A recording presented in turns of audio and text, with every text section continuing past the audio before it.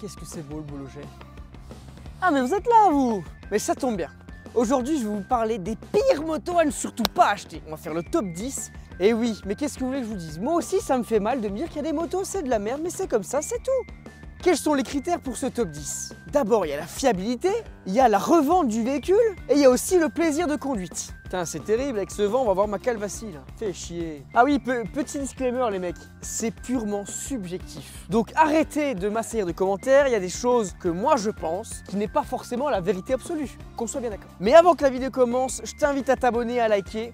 Et si jamais tu as le temps et que tu t'emmerdes un petit peu dans ta vie, tu peux aller voir mes autres vidéos. C'est une chaîne dédiée aux vrais motards. Bon, bien sûr, j'ai pris mes notes, hein. Et allez, on commence tout de suite. Top 10, BMW F650 CS Carver. Vous avez vu la tête de ce machin? Mais franchement, mais qui va acheter ça, les gars? Alors cette moto, c'est simple, on dirait qu'un scooter a fait l'amour avec un grippin. Faux réservoir à l'avant, c'est un réservoir sous la selle. Elle est franchement moche. C'est subjectif, mais je suis désolé, elle est moche cette moto. Donc c'est une moto difficilement vendable. Ouais, franchement, il faut le vouloir pour acheter une moto pareille. Elle coûte pas bien cher sur le bon coin. Le mono, il est mal équilibré de ce que j'ai vu et l'entretien est assez chiant parce qu'il est question d'une courroie crantée. Top 9, Harley Davidson Street 750. Alors ça, c'est une fausse Harley Davidson. Tout simplement, premier moteur chez Harley conçu avec refroidissement liquide. C'est une trahison pour les puristes. Enfin, clairement, les finitions, c'est indigne d'être une Harley avec des soudures un peu dégueulasses, des plastiques assez cheap. La suspension arrière, elle est aussi dure qu'un parpaing. Et la revente est compliquée parce qu'on essaie de revendre une Harley qui n'est pas une Harley. Donc c'est difficile. Donc si jamais t'achètes ça, t'as ni la gueule d'une Harley, ni le confort d'une Harley, ni vraiment une Harley au final. On continue ensuite avec la KTM Duke 125. Alors elle, c'est simple. C'est le festival des problèmes. Les problèmes connus, on a la pompe à eau qui fuit, on a le faisceau électrique qui a souvent des merdes et on a pas mal de capteurs qui clament. Les révisions sont assez chères et surtout ça coûte franchement cher à l'achat.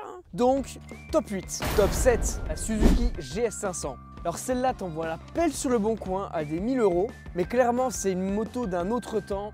Les freins sont quand même assez catastrophiques avec le tambour à l'arrière. Franchement, je vous déconseille d'essayer d'arsouiller avec. La fourche est très molle en plus. Franchement, à la revente, ça se revend 800 € mais avec le plein qui est offert quoi. Alors conclusion, c'est pas une moto, c'est une punition pédagogique. Le problème, il va être vraiment la revente parce qu'il y aura beaucoup de motos de cette gamme-là et à des prix assez bas, donc ça a du mal à partir. Top 6, la FZ6 de chez Yamaha. Alors là, je vais me faire assassiner. Je suis désolé les mecs, mais la FZ6 c'est quand même pas dingue. Le moteur est dérivé de la R6. Pour choper un peu de niaque, il faut atteindre les 9000 tours. Franchement, c'est limite. Hein. La partie cycle en plus est trop souple pour encaisser les 98 chevaux. La revente, ça va encore, mais pas à ceux qui l'ont déjà essayé. Franchement, c'est difficilement utilisable au quotidien et pour s'amuser avec, c'est relativement compliqué. Par contre, niveau fiabilité, c'est plutôt pas mal. Donc c'est dans le top 6. Top 5, cette fois-ci Aprilia Shiver 750. Alors là, je vais m'en prendre des caisses et des caisses. Je suis désolé les gars, vous énervez pas. Regardez-moi cette moto. Oui, elle est belle. C'est un moteur V-twin inintéressant sur le papier, etc.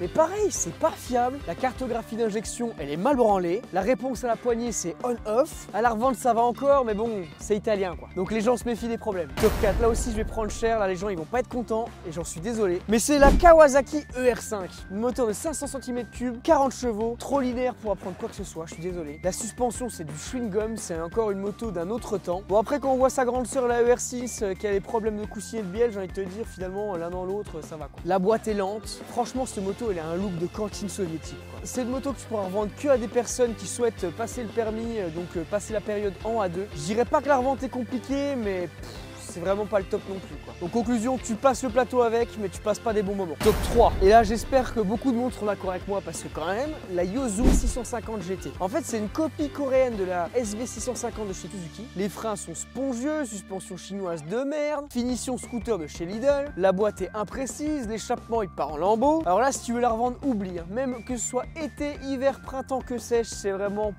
Personne n'en veut de ces merdes. Hein. Essaye peut-être avec Vinted des fois que ça marche. Franchement en conclusion, il y a du couple mais on peut s'arrêter là. Top 2, alors là je vais me faire assassiner. Alors calmez-vous tout de suite, c'est la Ducati Monster. Donc que ce soit la 600, la 620 ou la 720, je suis désolé, mais cette moto elle est pas fiable. Ce moteur nécessite un entretien particulier et horriblement cher. L'embrayage à sec, il couine, il claque l'enfoiré. L'électrique est fragile, les capteurs pareil. Franchement, allez-y à reculons. Hein. La revente ça se passe assez bien si tu as tout l'historique et tu sais exactement comment est constituée ta machine et que tu l'as démontée déjà 4 fois. Donc conclusion, oui c'est sexy, mais c'est pas fiable, donc c'est en top 2. Et enfin top 1, et là, il y en a qui vont pas être contents non plus, la Kaviga Raptor 650. Il s'agit encore une fois du moteur SV de chez Suzuki. Donc ce moteur, rien à dire, il est fiable, il y a du couple, il est pas mal. Mais le gros problème de cette moto, c'est que les pièces sont introuvables. En plus, la moto est bourrée de problèmes, tableau de bord, faisceau électrique et tout est quinty. Le problème, tu tombes en panne, tu trouves plus les pièces, elles sont introuvables, même sur le Bon Coin, même sur eBay, même sur voilà. Les pièces sont difficilement trouvables parce qu'en fait, ça a été une petite série et la marque a pas assuré son service après-vente, en tout cas sur la production de pièces, etc. Moi, je te conseille, t'en achètes une, tu la mets